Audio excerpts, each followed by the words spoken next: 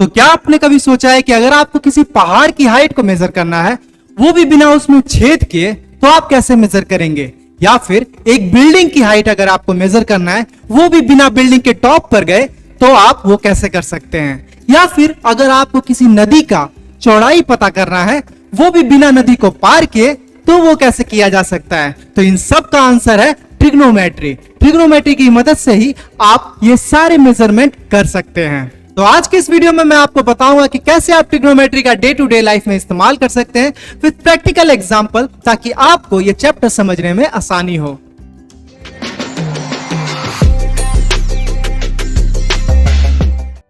Trigonometry एक ऐसा chapter जो कि बहुत ही ज्यादा इंपॉर्टेंट हो जाता है, क्योंकि डे टू डे लाइफ में तो इसका इंपॉर्टेंस है ही साथ आपके क्लास 10 के मैथमेटिक्स में, प्लस जब आप 11th में जाएंगे तो 11th के फिजिक्स में और 12th के फिजिक्स में भी आपको इसका इंपॉर्टेंस समझ में आएगा।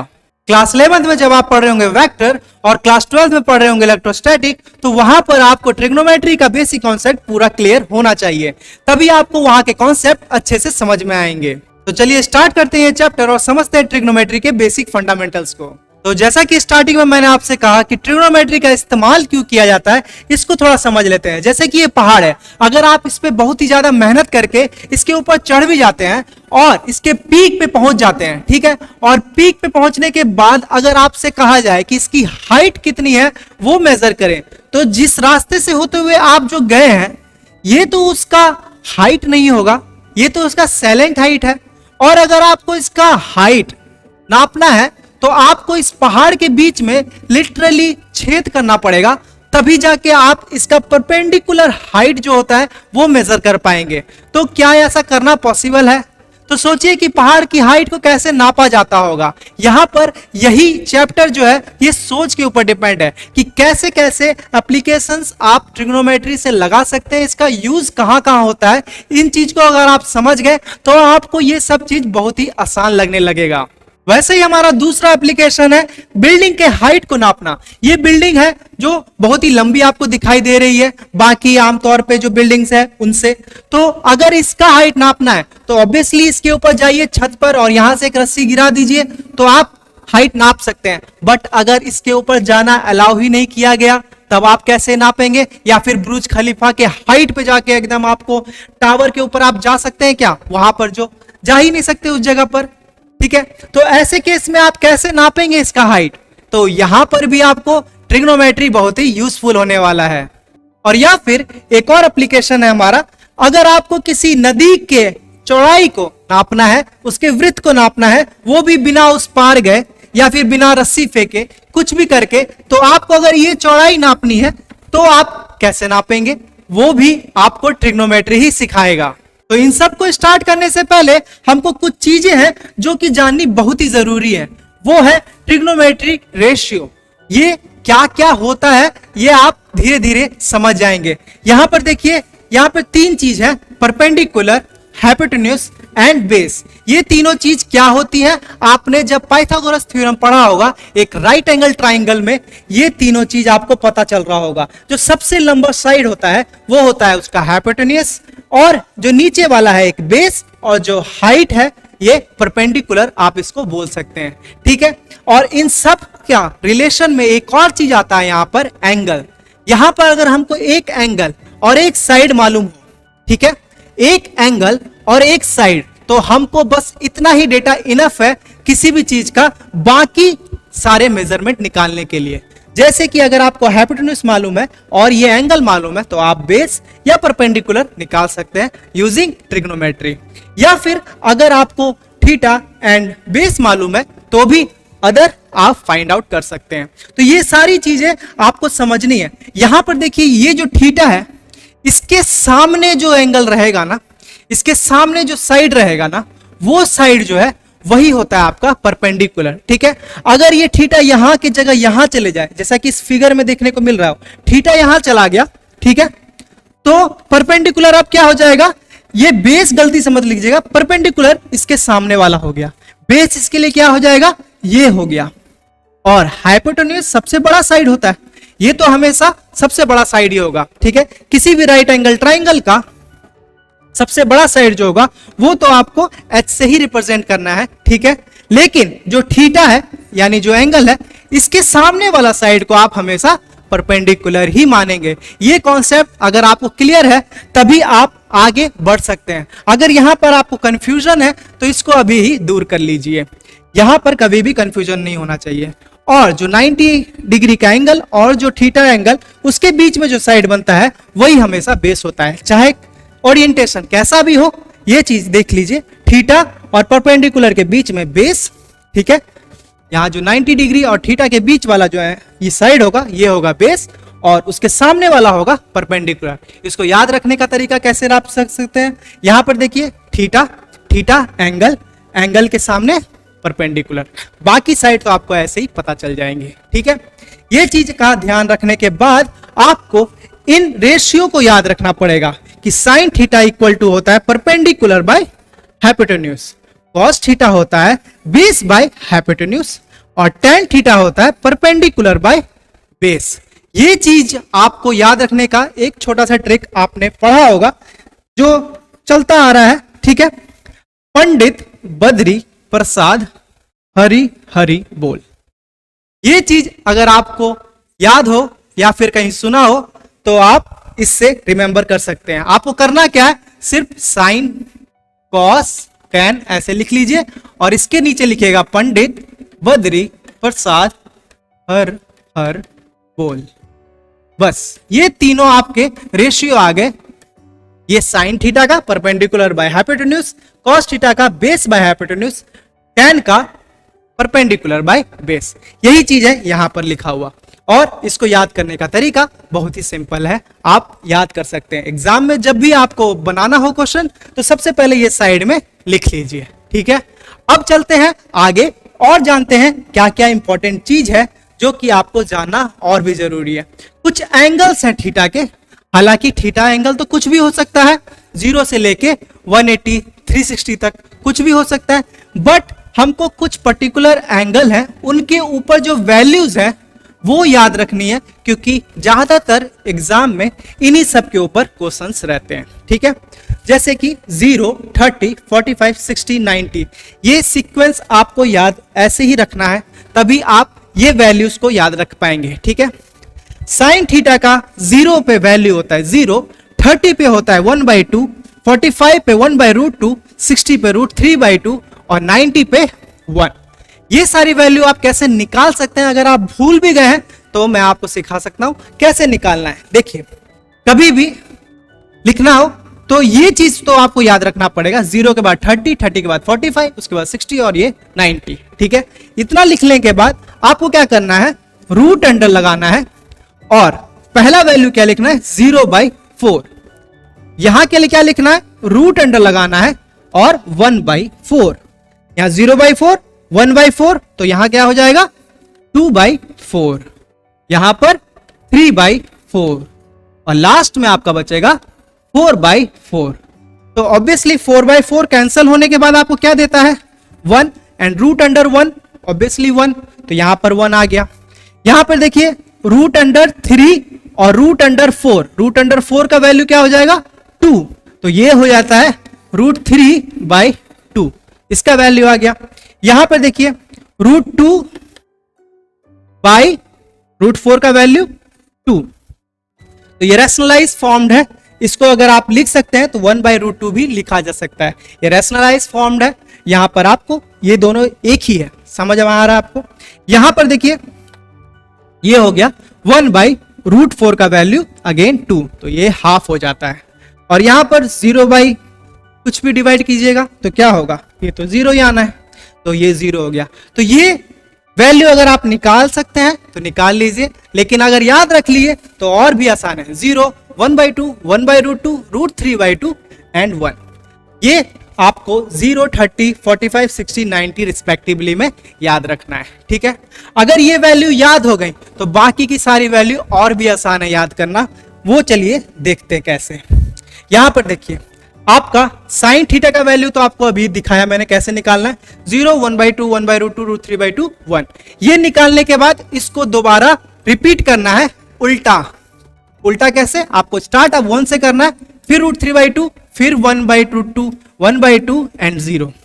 देखिए यहां पर डायरेक्ट उल्टा है, 1 यहां था यहां आ गया, ये यहां था यहां आ गया, ये तो यहीं रह गया, ये यहां चला गया और ये यहां चला गया।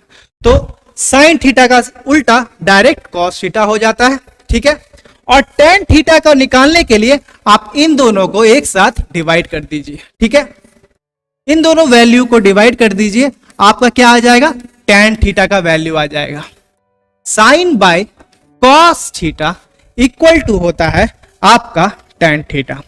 तो यहां देखिए 0/1 ऑलवेज, कुछ भी 0 डिवाइड बाय 1 क्या होगा, 0 होगा, ठीक।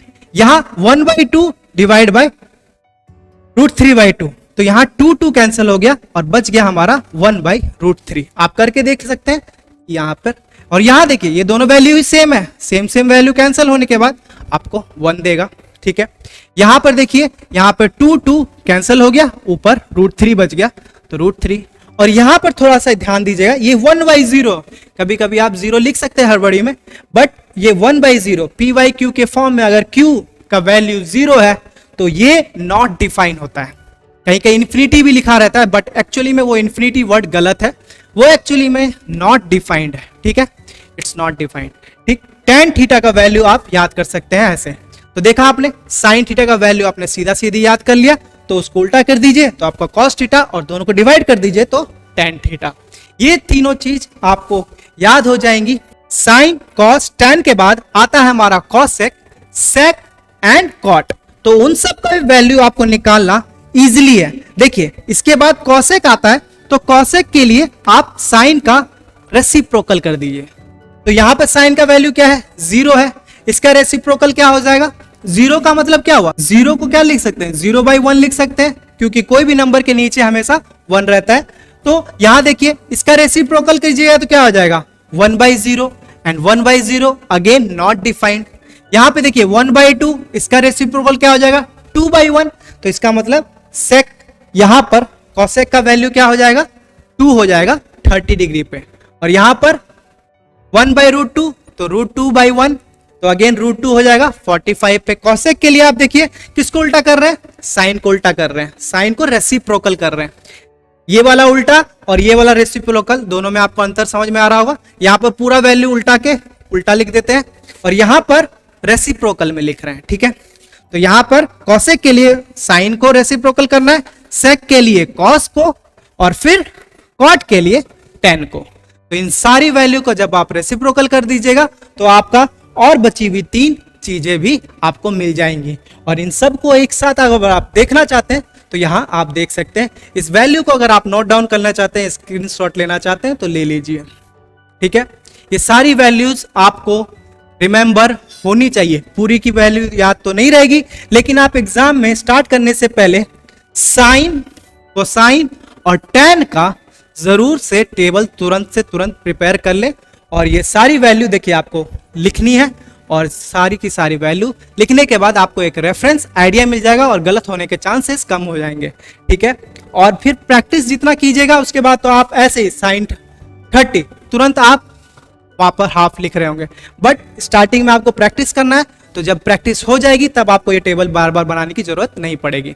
लेकिन अभी क्लास 10 के हिसाब से अगर मैं कहूं तो ये तीनों का आप तुरंत टेबल बना लें और उसके बाद एग्जाम में स्टार्ट करें, ताकि आपको तुरंत रेफरेंस आइडिया मिल जाए कि कहां से वैल्यू पिक करनी है, ठीक है।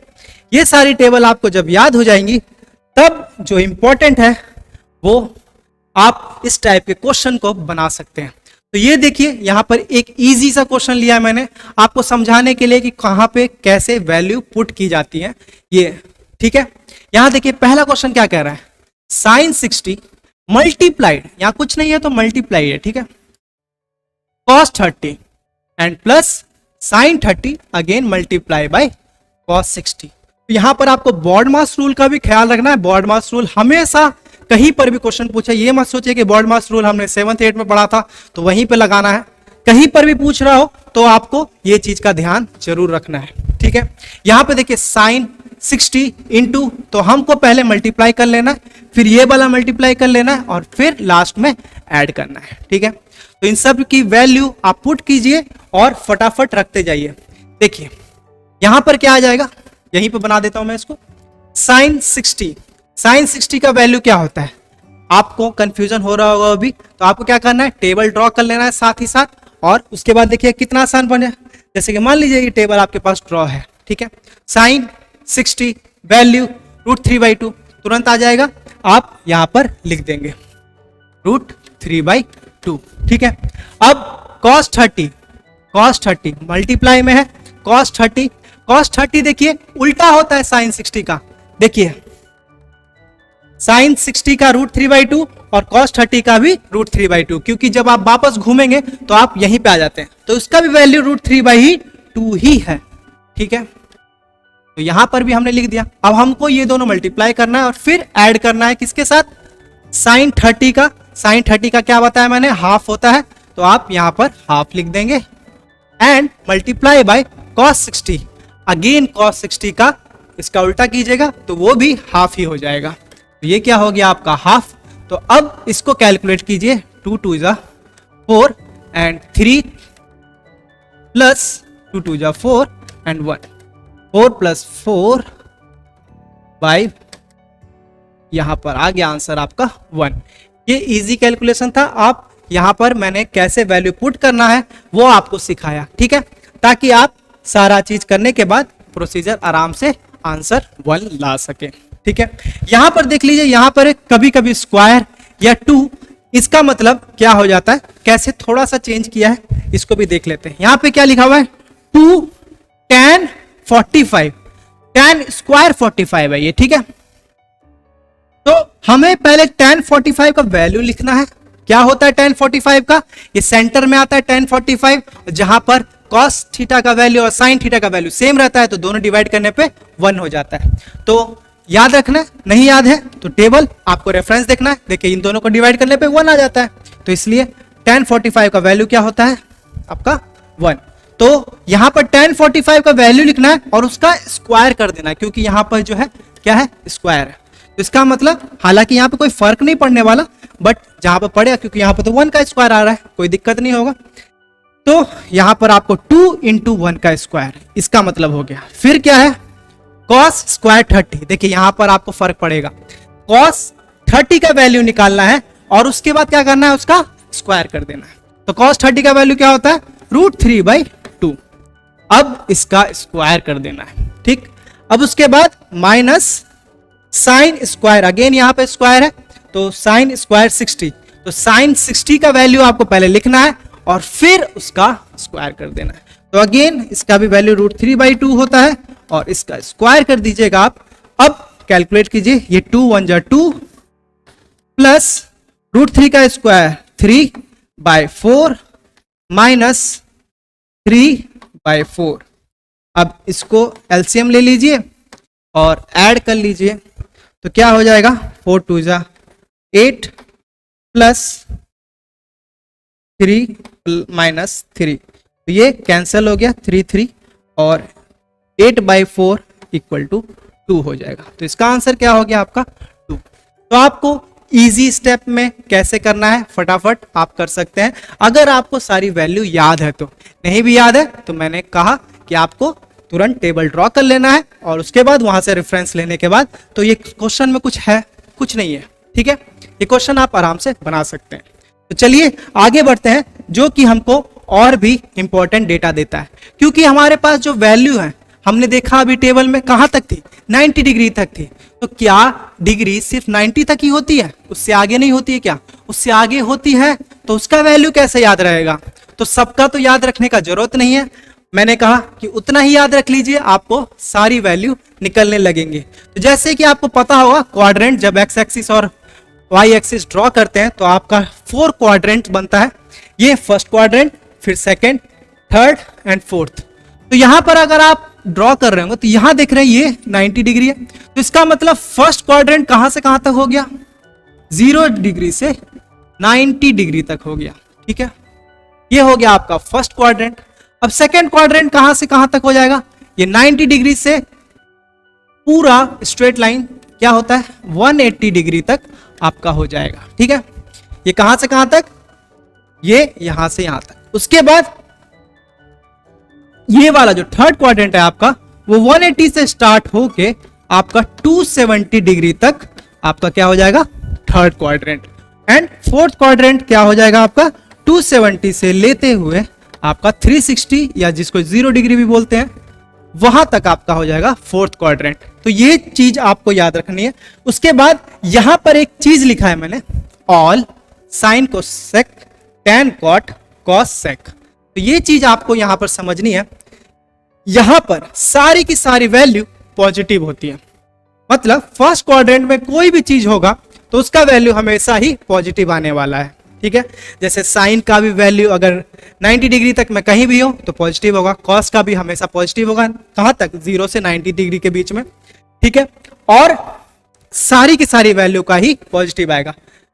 बट इन सेकेंड क्वाड्रेंट में क्या होने वाला है, सिर्फ और सिर्फ साइन और उसका रेसिप्रोकल क्या होता है कोसेक। तो उन दोनों का आपको क्या देखने को मिलेगा पॉजिटिव। बट बाकी के सब जैसे कि टैन कॉट कॉस सेक, तो इन सब का क्या होने वाला है, इन सब का आपको यहां पर निगेटिव देखने को मिलेगा।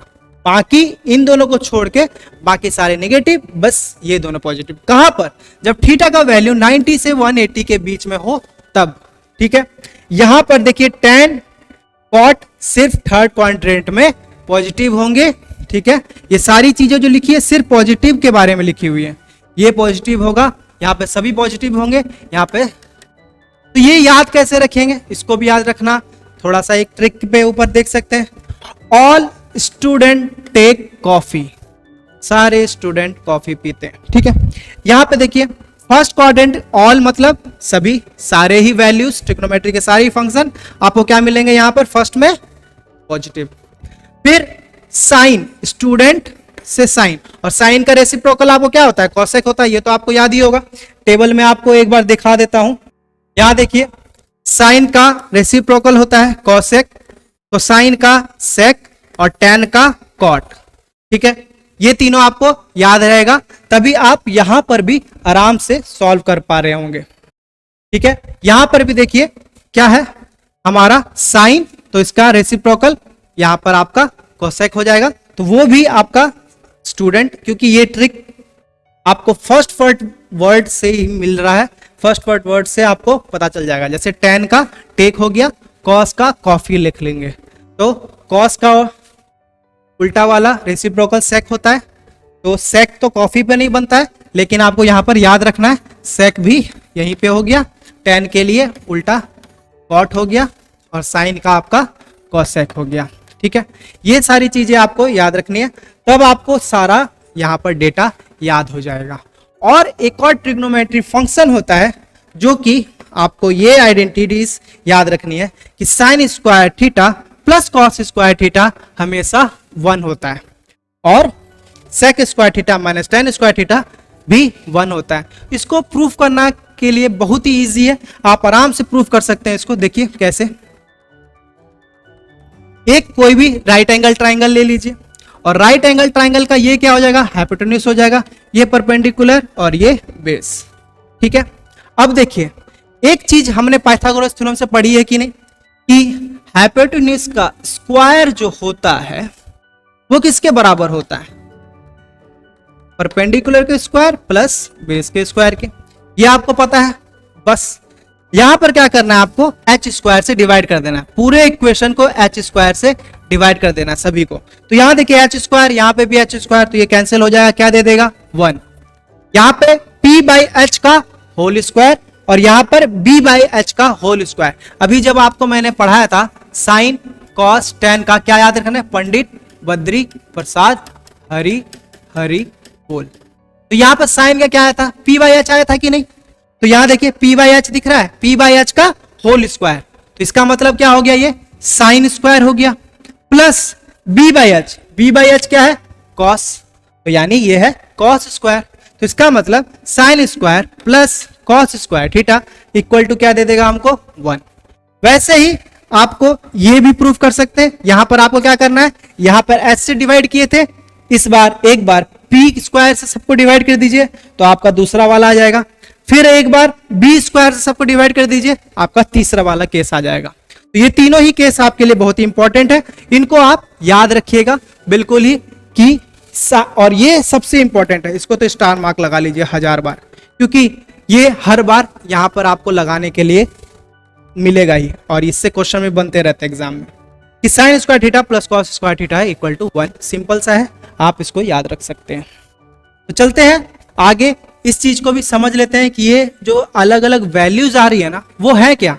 एक्चुअली में साइन एक ग्राफ है और कॉस भी एक ग्राफ है, और वो ग्राफ किसके बीच में खींचा हुआ है, ये एंगल के बीच में। ये आपका एक्स एक्सिस पे एंगल लिया गया है, एंगल यहाँ पे लिया गया है 1/4 पाई, 1/2 पाई, 3/4 पाई। पाई पाई में क्यों एंगल लिया गया, ये रेडियन होता है। रेडियन में पाई का वैल्यू कितना होता है, एक पाई का मतलब होता है 180 डिग्री। तो वो यहां पर जो आपका पाई है, ये क्या लिखा हुआ है, ये आपका 180 डिग्री लिखा हुआ है। तो 180 डिग्री है, ये जो रेड लाइन है ना, ये किसका है, साइन थीटा का है। तो साइन थीटा का 180 पे क्या होता है, देखिए ग्राफ से आपको पता चल जाएगा, ये होता है 0। ठीक है, फिर 2 पाई पे भी क्या हो जाएगा, 0। और मैक्सिमम कहां होता है, यहां पर, यहां देख रहे हैं मैक्सिमम, और ये कितना है, 1 है कि नहीं। तो 1 कितना होता है, हाफ पाई पे, हाफ पाई यानी 180 का हाफ 90। तो साइन का वैल्यू 90 पे 1 होता है, तो देखिए यहां पर 1 आ रहा है। लेकिन कॉस का 0 पे ही मैक्सिमम होता है। तो देखिए कॉस का जो डॉटेड लाइन है ना, ये कॉस का है। तो कॉस का ग्राफ जो है, यहां पर जो कॉस का ग्राफ है वो क्या है आपका, यहां पर ही 1 है, और इस जगह पे क्या हो जाता है, 0 हो जाता है, 90 पे 0। तो यही ग्राफ है जो कि आपको साइन और कॉस का वैल्यू दे रही होती है। ठीक है, ये मैक्सिमम कहां तक जाती है, 1 तक, और मिनिमम -1 तक। यानी कॉस और साइन का वैल्यू मैक्सिमम 1 तक हो सकता है और मिनिमम -1 तक हो सकता है, इससे ज्यादा ऊपर नीचे नहीं होगा। ठीक है, और इन्हीं के बीच में ये घूमता रहता है। ठीक है, और इस हिसाब से आप इसको रियलाइज कर सकते हैं। तो यहां पर जो आप ये पाई इक्वल टू 180 देख रहे हैं, इसको थोड़ा रियलाइज कर लेते हैं, ये कहना क्या चाह रहा है। क्या यहां पर ये फॉर्मूला आपने नहीं पढ़ा, ये फॉर्मूला आपने पढ़ा होगा कि जब भी अगर हमको आर्क लेंथ निकालना हो, थीटा दिया हो, तो हम आराम से निकाल सकते हैं। अगर थीटा और रेडियस मालूम हो किसी सर्कल का तो, या फिर कोई और चीज मालूम हो, यहाँ पर लेंथ मालूम हो और रेडियस मालूम हो, तो हम थीटा निकाल सकते हैं। कौन से फॉर्मूले से, ये फॉर्मूला क्या है, थीटा इक्वल टू क्या होता है, आर्क लेंथ डिवाइडेड बाय आपका रेडियस, इसी से आप निकाल सकते हैं। तो इसको ये कैसे आ रहा है, यहां पर देखिए, ये जो टोटल कंप्लीट एंगल होता, ये जो कंप्लीट एंगल अगर होता तो कितना होता, एक सर्कल का कंप्लीट एंगल कितना होता है, 360 होता है कि नहीं। ठीक है, तो यानी थीटा कितना लिख दीजिएगा, 360 लिख दीजिएगा। ठीक है, और यहां पर लेंथ कितना हो जाएगा, ये जो पूरा कंप्लीट लेंथ है, जो ये कंप्लीट लेंथ कितना होता है, सर्कमफेरेंस ऑफ द सर्कल हो रहा है कि नहीं। और सर्कमफेरेंस ऑफ द सर्कल का फॉर्मूला क्या होता है, 2 पाई r। ठीक है, तो यानी ये टोटल लेंथ कितना होगा, क्योंकि कंप्लीट थीटा अगर 360 है तो कंप्लीट सर्कमफेरेंस कितना हो जाएगा, 2 पाई r हो जाएगा। और ये डिवाइड कर दीजिएगा आप किससे, रेडियस से। ये रेडियस तो r ही रहने वाला, r हो गया। तो ये r कैंसिल हो गया, और हमारा 360 इक्वल टू क्या देखने को मिल रहा है, 2 पाई देखने को मिल रहा है कि नहीं। तो पाई इक्वल टू क्या लिख सकते हैं आप, पाई इक्वल टू लिख सकते हैं कि नहीं, 360/2, तो यानी 180 हो जाएगा। तो ये 180 डिग्री आपका आ जाएगा। ठीक है, क्लियर है आपको, यहां पर समझ में आ रहा है कैसे हमारा ये पाई इक्वल टू 180 हुआ, आपको इसी से समझ में आ गया होगा। और अगर 1 रेडियन को कन्वर्ट करना है डिग्री में, क्योंकि हम पाई को क्या लिखते हैं, 3.14 लिखते हैं।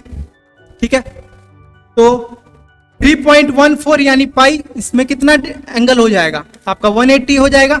तो एक में कितना हो जाएगा, इसको डिवाइड कर दीजिए इससे, तो आपका क्या आ जाएगा, 57.3 डिग्री, लगभग 1 रेडियन में होता है। ठीक है, ये चीज आपको याद रख सकते हैं, तो आपको बढ़िया है।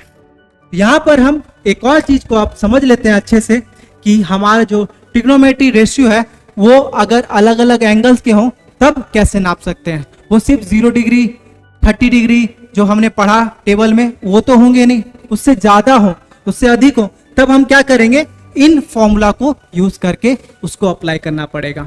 ये फॉर्मूला यहां पर आपको समझना है कि कौन कौन से, अभी हमने जब क्वाड्रेंट पढ़ाया था तो वहां पर मैंने आपको बताया था कि सारे क्वाड्रेंट में, यहां पर फर्स्ट क्वाड्रेंट हो गया, ये सेकंड क्वाड्रेंट हो गया, ये आपका थर्ड हो गया, ये हो गया फोर्थ। तो आपको ट्रिक क्या था, ऑल स्टूडेंट टेक कॉफी। तो यहां पर सभी पॉजिटिव, यहां पर सिर्फ साइन और उसका रेसिप्रोकल, यहां पर tan और उसका रेसिप्रोकल, और यहां पर cos का एंड उसका रेसिप्रोकल। तो ये सारा यहां पे पॉजिटिव होता है, ठीक है। अब इसी से आप किसी एंगल को कैसे लिख सकते हैं, अगर मान लीजिए आपको एग्जांपल दिया मैंने 120 का, 120 को आप कैसे लिख सकते हैं, 90 प्लस 30 लिख सकते हैं। तो देखिए, तो 90 प्लस 30 आपका थीटा हो गया। तो वहां पर आपको क्या याद रखना है कि वो क्या बन जाएगा, आपका कॉस थीटा बन जाएगा, ठीक है। यहां पर देखिए, इन चीजों को याद रखने के लिए आपको क्या याद रखना पड़ेगा, मेन है जब आपका 90 और 270 से कोई रिलेशन दिया हो, कैसे रिलेशन, जैसे 90 से दिया हुआ या फिर 270 से भी बना सकते हैं, जैसे 280 डिग्री हो गया या 300 डिग्री हो गया, 300 हो गया आप लिख सकते हैं आप 270 प्लस 30। तो 30 का वैल्यू हमको पता है, पर 270 प्लस 30 यानी 300 का नहीं पता, तो हम कैसे लिख सकते हैं उसको, 270 प्लस 30 लिख सकते हैं। तो 270 प्लस 30 तो क्या हो जाएगा आपका, यहां पर देखिए 270 से रिलेशन बन रहा है कि नहीं, तो 270 से रिलेशन बने या 90 से रिलेशन बने, जैसा कि 120 डिग्री पे बना, ठीक है। तो उस केस में क्या होगा, साइन चेंज हो जाएगा किसमें, कॉस में, टैन चेंज हो जाएगा किसमें, कॉट में, और सेक चेंज हो जाएगा किसमें, कॉसेक में। जैसे कि यहां पर आप देखिए 90 प्लस थीटा, ठीक है, ये कौन सा क्वाड्रेंट है, 90 प्लस थीटा, स्टार्टिंग मैंने आपको बताया 90 प्लस थीटा, 90 यहां तक हो गया प्लस थीटा यहां पर आ गया, तो ये सेकंड क्वाड्रेंट में चला गया। सेकंड क्वाड्रेंट में साइन क्या होता है, पॉजिटिव होता है, तो इसीलिए इसको कोई फर्क नहीं पड़ा, ठीक है। अब देखिए यहां पर कॉस था, साइन निगेटिव में आ गया है कि नहीं, यहां पे निगेटिव आपको दिखाई दे रहा है, निगेटिव में आ गया, ठीक है। तो यानी फर्क पड़ा है, देखते हैं क्यों पड़ा है, क्योंकि यहां पे कॉस है और 90 प्लस थीटा है, ठीक है। तो 90 प्लस थीटा किस में हो गया, अगेन सेकंड क्वाड्रेंट में, और सेकंड क्वाड्रेंट में तो कॉस तो यहां पॉजिटिव होता है, सेकंड क्वाड्रेंट में नेगेटिव होता है, इसी वजह से यहां पर ये नेगेटिव साइन आया, ठीक है। और 90 प्लस थीटा में आपको क्या करना है, 90 का रिलेशन और 270 का रिलेशन रहेगा, तो कॉस किस में चेंज हो गया, साइन में। यहां पे भी देखिए साइन किस में चेंज हो गया, कॉस में, टैन किस में चेंज हो गया, कॉट में, ठीक है। ये सारा चीज आपको याद रख लिए तो बहुत बढ़िया। यहां पर आपको कहीं भी कोई भी वैल्यू दे दे तो आप निकाल सकते हैं। फॉर एग्जाम्पल एक क्वेश्चन लेते ताकि आपको ये सारा चीज समझ में आए कि मैं अभी तक क्या बोल रहा था, ठीक है। यहां पर आपको क्या बोल रहा है, फाइंड द वैल्यू ऑफ ये, तो ये देखिए यहां पर ये क्या है, साइन 120। हमने अभी सारा टेबल पढ़ा 0 से लेके 90 तक में, 0, 30, 45, 60 और 90 का वैल्यू याद रख लिया, बट 120 का वैल्यू वो तो याद ही नहीं है। तो इसको क्या लिख सकते हैं आप, इसको लिख सकते हैं कि नहीं, साइन 90 प्लस 30, ठीक है। साइन 90 प्लस 30 कितना हो गया, अगेन 120 हो गया कि नहीं। या फिर कोई बच्चा अगर चाहे तो इसको एक और चीज लिख सकता है, कैसे, साइन 180 माइनस 60, ये भी तो लिख सकता है। ये दोनों चीज आप समझ पा रहे हैं ना कि 180 में से 60 माइनस कीजिएगा कितना हो जाएगा, अगेन 120 पे पहुंचिएगा, यहां पर प्लस करने से भी 120 पे ही पहुंच रहे हैं। तो ये दोनों ही केस में आप 120 पहुंचे, तो आपको जो अच्छा लगता है उस वैल्यू पे चलिए। इसका क्या फायदा होगा, देखिए ये 180 से रिलेशन, ये रिलेशन यहां पे दिखा देता हूं आपको कि 180 और 360 से जब भी रिलेशन बनेगा, देखिए जैसे यहां बना है 180 से रिलेशन बना है, 180 प्लस थीटा, 180 माइनस थीटा, तो इन सारे रिलेशन में कोई फर्क नहीं, कॉस कॉस ही रह गया, कॉस कॉस रह गया, टेन टेन रह गया, साइन साइन रह गया, ठीक है। लेकिन किस में फर्क पड़ता है, 90 वाले रिलेशन में और 270 वाले रिलेशन में फर्क पड़ता है। तो यहां पर देखिए यहां पे 90 प्लस रिलेशन है, तो 90 रिलेशन का क्या हो जाता है, मैं सिर्फ इसका बात कर रहा हूं अभी, ये क्वेश्चन में इतना सारा चीज है, आप इसको होमवर्क की तरह पे लेके इसको बनाइए, ठीक है। कैसे कैसे आप इसको लिख सकते हैं, कैसे कैसे इसको लिख सकते हैं, इसको फटाफट आप लिखिए, ठीक है। मैं यहां पर इसको एक्सप्लेन कर देता हूं, उसके बाद आप बाकी का लिखते रहिएगा, ठीक है। देखिए यहां पर अगर कोई बच्चा इसको लेके चला है, ठीक है, दोनों में वैल्यू तो सेम ही आना चाहिए, क्योंकि दोनों ही तो हम साइन 120 की बात कर रहे हैं, तो दोनों में ही सेम आना चाहिए। तो देखते हैं आता है कि नहीं। देखिए साइन 90 के साथ रिलेशन, 90 के साथ रिलेशन जब भी बनाएंगे तो उल्टा कर देंगे, तो साइन का क्या हो जाता है आपका, किस में चेंज होता है साइन, यहां देख लीजिए कॉस में चेंज होता है, sine changes to cos, cos theta में चेंज हो गया, ठीक है। थीटा, तो थीटा क्या है, ये 30 वाला है, तो ये कॉस 30 डिग्री, क्योंकि 90 का रिलेशन और ये जो है ये थीटा से रिप्रेजेंट कर रहा है, तो यहाँ 90 प्लस थीटा के फॉर्म में लिखे, जहां पे थीटा का वैल्यू क्या हो जाएगा, दूसरा वाला नंबर यानी वो 30, तो इसका वैल्यू क्या हो गया, cos 30। और 90 प्लस थीटा कौन से क्वाड्रेंट में आ रहा है, 90 प्लस थीटा कौन से क्वाड्रेंट में है, 90 प्लस थीटा सेकंड क्वाड्रेंट में, सेकंड क्वाड्रेंट में साइन तो पॉजिटिव ही रहता है, तो इसको कोई फर्क नहीं पड़ेगा, ये पॉजिटिव में ही रहने वाला है, ठीक है। यहां देखिए ये क्या है, साइन 180 माइनस 60, 180 से जब भी रिलेशन बनाते हैं तो कोई चेंज नहीं करते हैं, साइन किस में रह जाएगा, साइन में ही रह जाएगा, ठीक है।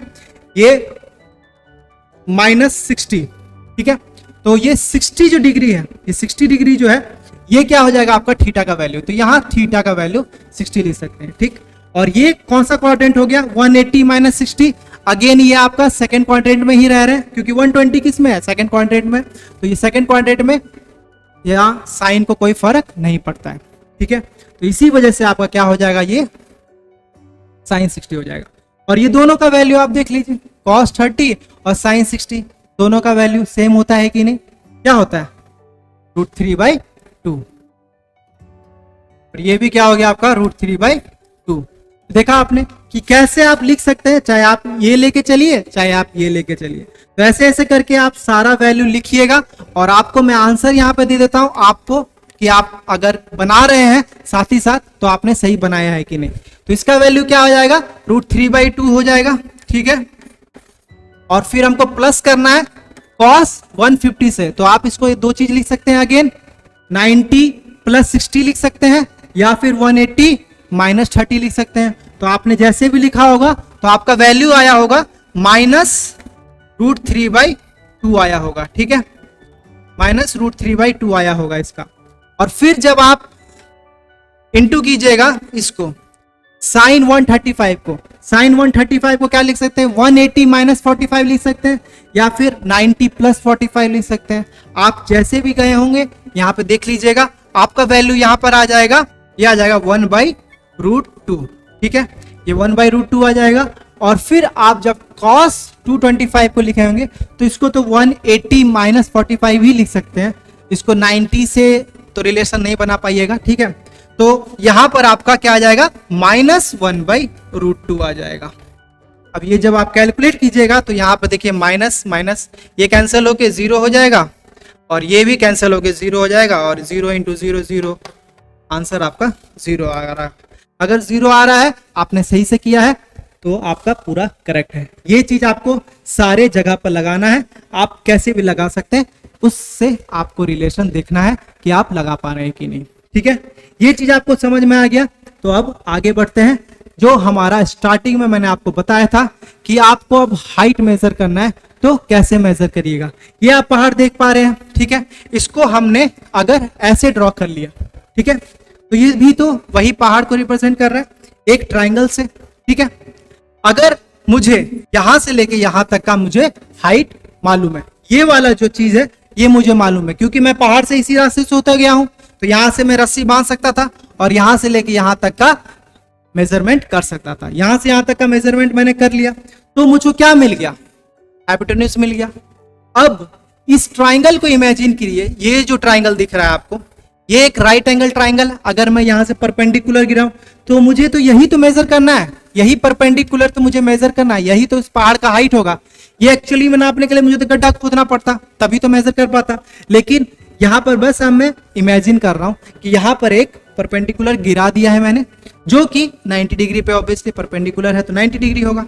और यहां पर ये एंगल आप मेजर कर सकते कि नहीं, अगेन पूछेगा आपकी पहाड़ के अंदर घुसे कैसे मेजर करेंगे सर, तो यहां पर देखिए ये एंगल तो मेजर कर सकते हैं ना, क्योंकि यहां से यहां चेंज हुआ है, तो जितना भी यहां होगा, मान लीजिए यहां पे 60 हो गया, ठीक है, हालांकि 60 से ज्यादा ही दिख रहा है, तो मैं यहाँ पे 120 ले लेता हूं, ये 120 हो गया, तो क्या हो गया, ये टोटल कितना हो जाएगा, टोटल तो 180 है, स्ट्रेट लाइन क्या होता है 180 होता है, तो 180 में से 20 घटा दीजिए, तो आपका ये कितना हो जाएगा, थीटा क्या हो जाएगा, 60 डिग्री हो जाएगा कि नहीं, ठीक है।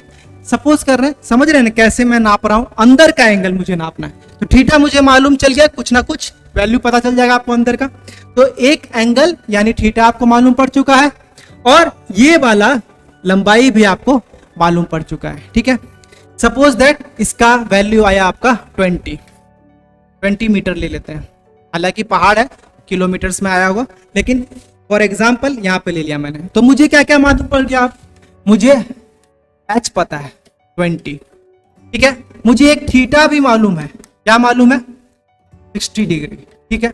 अब मुझको यहाँ पर मेजर करना है ये हाइट किससे रिप्रेजेंट हो रहा है, परपेंडिकुलर से, और ये अपने आप ऑटोमेटिकली क्या हो जाएगा, बेस हो जाएगा, ठीक है।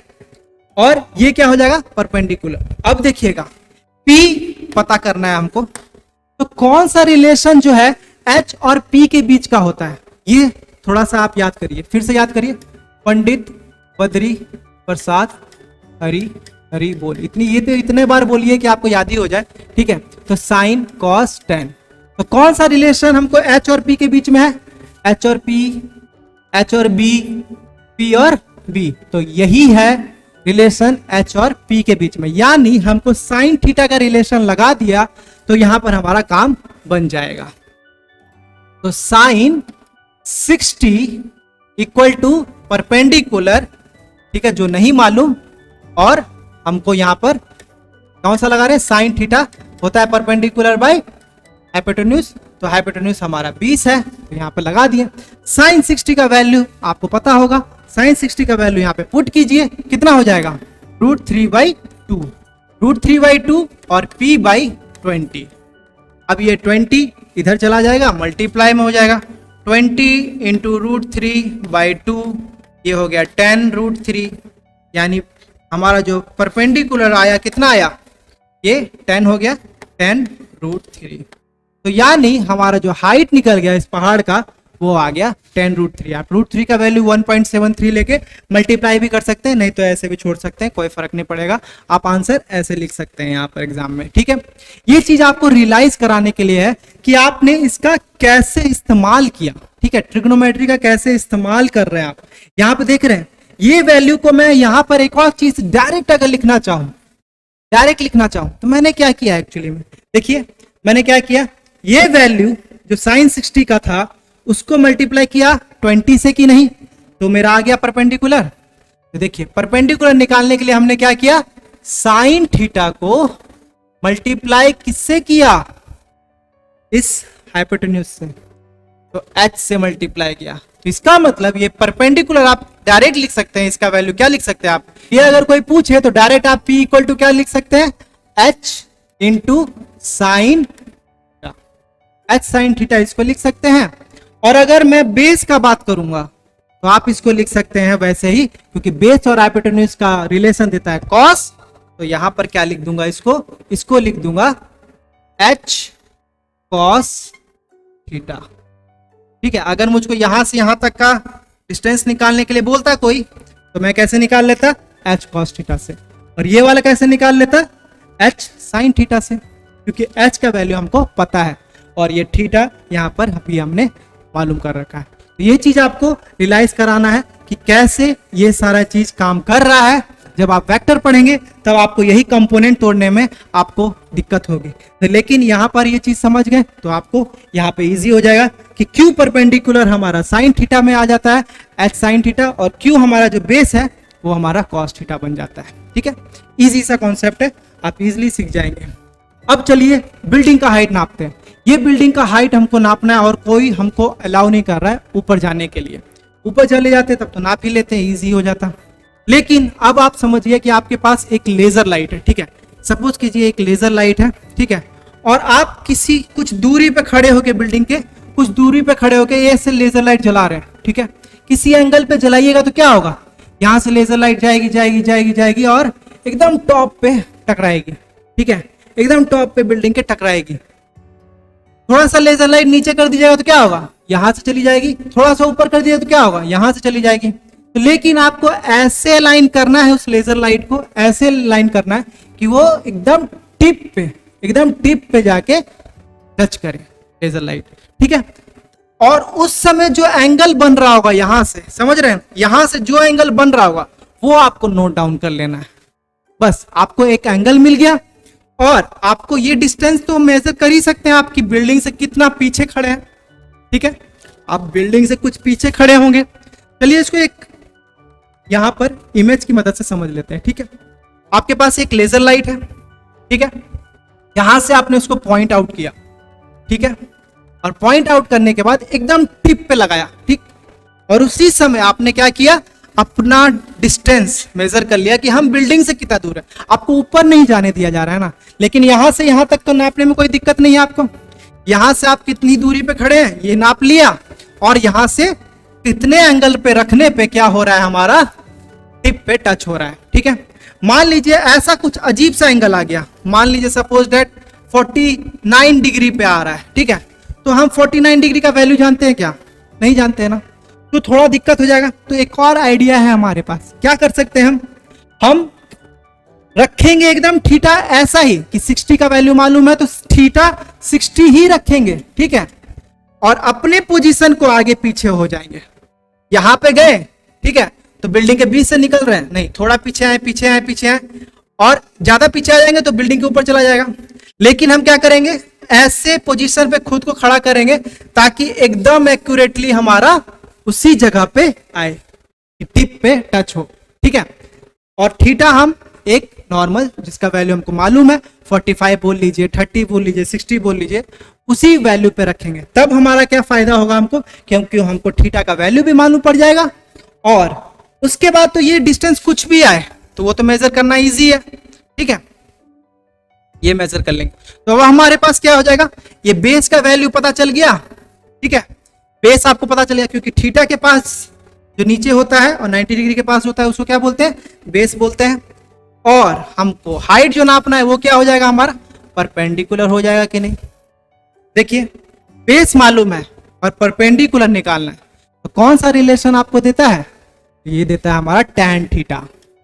tan थीटा क्या होता है, परपेंडिकुलर बाय बेस। लगाइए, याद करिए, पंडित बद्री प्रसाद हरी हरी बोल, तो आ गया परपेंडिकुलर बाय बेस, ठीक है। तो tan 60 का वैल्यू हम लिखेंगे, और फिर परपेंडिकुलर नहीं मालूम है, b छोड़ देंगे, और b का वैल्यू जो भी हमने मेजर किया होगा वो यहां पर लिख देंगे। तो हमारा क्या आ जाएगा, हमारा ये हाइट परपेंडिकुलर निकल गया, ठीक है। इस बार तो हाइपोटेन्यूज की भी जरूरत नहीं पड़ी, तो सीधा सिर्फ बेस के हिसाब से हमने इस बिल्डिंग का हाइट निकाल लिया, वो भी बिना बिल्डिंग के ऊपर गए। तो ये चीज समझ में आया आपको कि कैसे हम ट्रिग्नोमेट्री को अप्लाई कर रहे हैं। ये तो हो गया बिल्डिंग के हाइट को नापने का। अब अगर हमको नदी कितना चौड़ा है ये पता करना है तो कैसे करेंगे, वो भी बिना नदी को पार किए, ठीक है। ये कैसे पता करेंगे, तो यहां पर देखिए ये एक पोल है जिसके ऊपर आप टावर है जिसके ऊपर चढ़ सकते हैं, ठीक है। यहां पर चढ़ तो गए लेकिन उस पार नहीं जा सकते, तो उस पार गए बिना कैसे नाप लीजिएगा कि ये कितना चौड़ा नदी है, ठीक है। ये कैसे नापिएगा आप, इसका लिए भी एक उपाय है। देखिए यहां पर क्या किया जा सकता है, देखिए यहां पर एक बिल्डिंग है, यहां पर जो बिल्डिंग है और यहां पर भी एक बिल्डिंग है, ये दोनों एक बिल्डिंग नदी के आर पार है। मान लीजिए यहां पर नदी है, ठीक है, इतना चौड़ा नदी है, हमको इसका ब्रेथ निकालना है, फाइंड आउट करना है। और यहां पर हम अपने बिल्डिंग है, अपना घर जा सकते हैं, अपना होटल है, ठीक है, यहां पर जा सकते हैं। यहां पर आप चले गए, चढ़ गए यहां पे, ठीक है। अब आपको क्या करना है, अगेन लेजर लाइट लेना है और पॉइंट आउट करना है। ऐसे पॉइंट आउट करना है कि एकदम जो नदी जहां पे खत्म हो रही है, मान लीजिए इस बिल्डिंग के फुट पे खत्म हो रही है, तो यहां पर आपको पॉइंट आउट करना है। और इस बार जो एंगल है वो क्या हो गया आपका, यहां पर एंगल जो है ये ऊपर से मेजर करना है, तो इसको कहते हैं डिप्रेशन, एंगल ऑफ डिप्रेशन यहां पर आपको मेजर कर रहे हैं। और यहां पर जो भी एंगल होगा वही सेम यहां पे होगा कि नहीं, क्योंकि ये लाइन जो है ये लाइन से पैरेलल है। आपने ये पढ़ा होगा कि जब दो पैरेलल लाइन होता है और उसके बीच से कोई लाइन क्रॉस करता है तो यहां पर बना हुआ एंगल इसके बराबर होता है कि नहीं। तो यहां पर अगर थीटा है तो यहां पर भी थीटा हो जाएगा, तो इंटीरियर अपोजिट एंगल आपने पढ़ा होगा, तो उसी की वजह से यहां पर थीटा है तो यहां पर भी थीटा हो गया। तो अगेन हम बिल्डिंग में ऊपर नीचे जाके क्या करेंगे, थीटा अच्छा वाला रख लेंगे। अच्छा वाला मतलब 0 डिग्री, 30 डिग्री, 45, जिसका वैल्यू हमको मालूम है वो वाला थीटा यहां पर हम रख लेंगे, ठीक है। अब क्या है, हमको थीटा मालूम पड़ गया, ठीक। अब यहां तो अपना ही घर था ना, अपना ही घर है, तो हमको पता चल गया कि हाँ बालकोनी में गए थे तब मैच करा गया था, या फिर छत पे गए थे तब मैच करा गया था। तो इसका मतलब हमको अपने बिल्डिंग का सारा हाइट मालूम है कि हमको ये हाइट दिया हुआ है या पता है, ठीक है। यानी आपके पास क्या है, अब ये देखिए यहां पे थीटा आ गया फिर से, तो थीटा के सामने क्या होता है, परपेंडिकुलर, यानी हमारे पास परपेंडिकुलर है, ठीक। थीटा का वैल्यू भी है, और क्या नहीं है, तो इस बार बेस नहीं है, बेस ही तो हमारा चौड़ाई देगा, तो यानी बेस निकालना है। तो कौन सा है रिलेशन आपको परपेंडिकुलर और बेस के बीच में, again tan theta, tan theta लगाइए, इस बार परपेंडिकुलर मालूम है, बेस नहीं मालूम है, तो टेन थीटा लगाइए आराम से, यहां पर भी आप यहां से रिलेशन निकाल सकते हैं। आपको ये हाइट दिया हो तो ये आपको चौड़ाई पता चल जाएगा। यही सारा चीज आपका एप्लीकेशन होता है, ठीक है। अब इसी पे क्वेश्चन बन जाता है, और क्वेश्चन बन जाता है तो दिक्कत क्यों होती है, क्योंकि आपको अभी तक रियलाइज नहीं किए थे। अब देखिए आराम से इसको कर पाते हैं कि नहीं, इस क्वेश्चन को देखिए। अब बॉय, ये आपका सीबीएसई का जो सैंपल पेपर निकला है ना, उसी का क्वेश्चन है, ठीक है।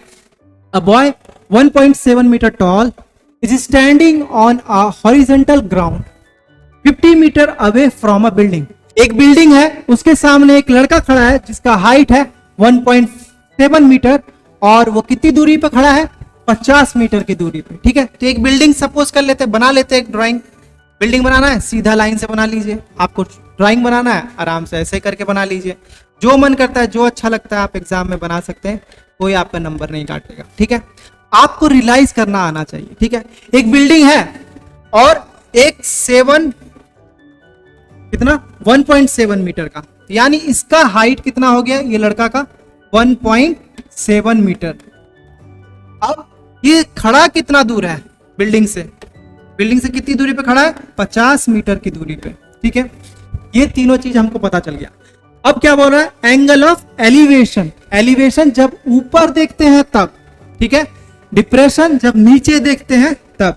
तो ऑब्वियसली ये ऊपर देखेगा क्योंकि इसको बिल्डिंग का टॉप देखना है, तो elevation of the top of the building from his eyes is 60 degree. इसकी आईज कहां होंगी, यहां होंगी ना, यहां से कितना डिग्री बनाएगा, 60 डिग्री, ठीक है, और यहां पर हो गया 60 डिग्री। तो ये सोचिए, ये जो हाइट है ये क्या हो जाएगी, ये तो वही लड़के की हाइट है जो कि 1.7 है, ठीक है, और वो अपनी आंखों से यहां टॉप ऑफ द बिल्डिंग देख रहा है, तो इसको कितना दिखाई दे रहा है, यहाँ पे टॉप 60 डिग्री पे आपको टॉप पे उसका आंखें पहुंच रही है टॉप ऑफ द बिल्डिंग पे। अब आपको कैलकुलेट करना है बिल्डिंग का हाइट, बिल्डिंग का हाइट कैलकुलेट करना है। तो यहां पर अगर इसका डिस्टेंस निकाल, ये देखिए ये ट्राइंगल नहीं बन रहा है क्या, ये एक ट्राइंगल बन पा रहा है, देख पा रहे हैं इसको, ये एक ट्राइंगल है जिसका हमको ये साइड मालूम है, ये साइड क्या हो जाएगा, बेस होगा कि नहीं, थीटा के बगल वाला क्या होता है, थीटा और 90 के बीच वाला बेस होता है, यहाँ पे 90 डिग्री है, ठीक है, और ये क्या हो गया हमारा बेस। तो इस ट्राइंगल को मैं अलग से यहाँ पे बना देता हूं ताकि आपको क्लियर हो जाए, ठीक, ये 90 डिग्री, ये हमारा 60 डिग्री, और ये हमारा बेस हो गया, जो कि कितना दिया हुआ है 50, क्योंकि ये जितना उतना ही है, तो ये 50 मीटर है, 50 हो गया। अब ये हमको नहीं पता, ठीक, तो हमको कौन सा रिलेशन देगा जिससे हम निकाल लेंगे, तो बेस और परपेंडिकुलर का कौन देता है, tan थीटा देता है कि नहीं, तो tan 60 का वैल्यू डालना पड़ेगा हमको, ठीक है, वो क्या होता है परपेंडिकुलर बाय बेस। तो परपेंडिकुलर तो हमको नहीं पता, तो P लिख दीजिए, बेस हमको पता है तो हमने 50 लिख दिया।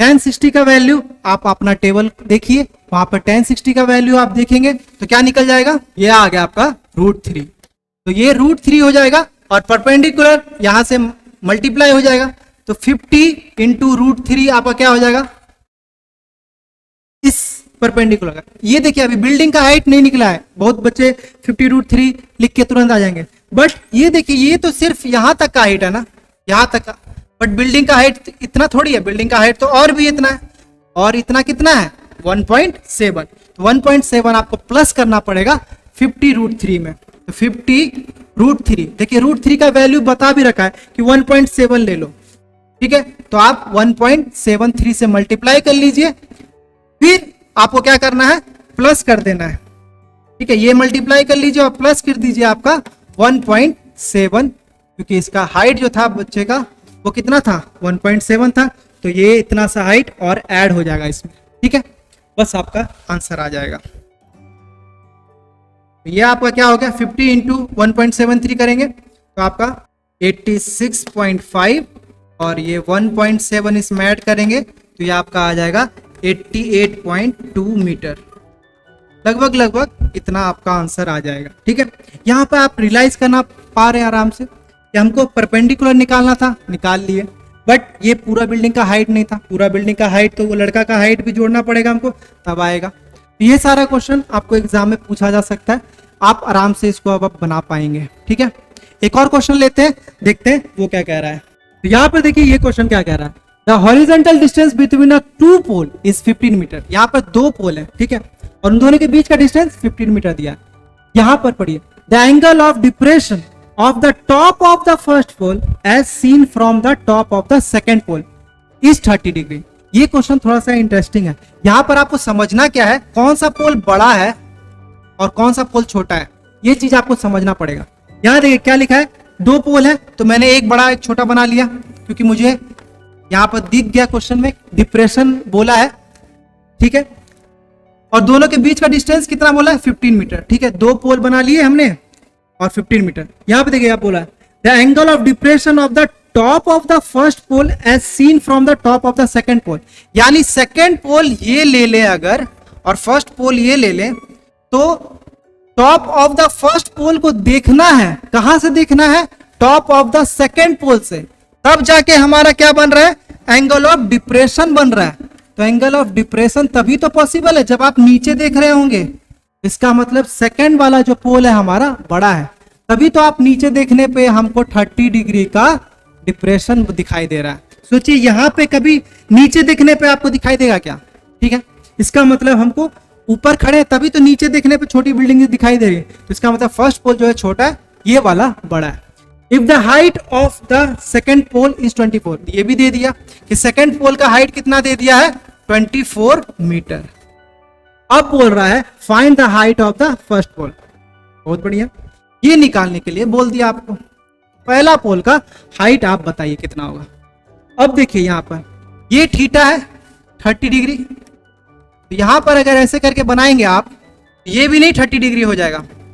इसमें किसी को दिक्कत है, interior opposite angle parallel line के बीच में सेम होती है, और ये आपको उतना ही होगा जितना ये है, तो ये क्या हो गया, 15 मीटर हो गया, यहाँ 15 मीटर यहाँ।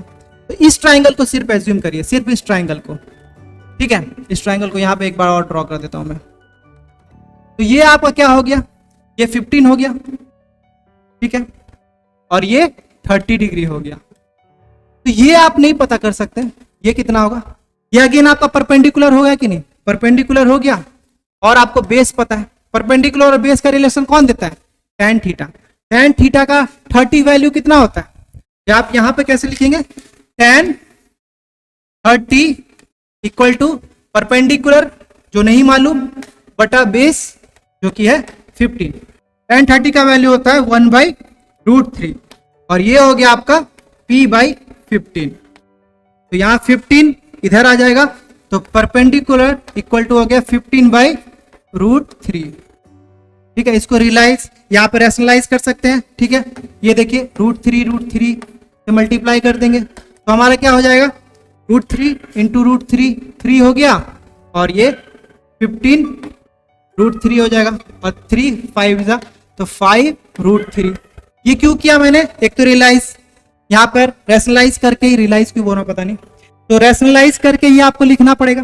रैशनलाइज यहाँ पर लिखेंगे तो एक फायदा हो जाएगा कि आप यहाँ पर इसका वैल्यू मल्टीप्लाई कर सकते हैं। पिछले क्वेश्चन में हमको √3 का दे रखा था, 5 इंटू 1.73 कीजिएगा तो आपको एग्जैक्टली जो हाइट है वो निकल जाएगा।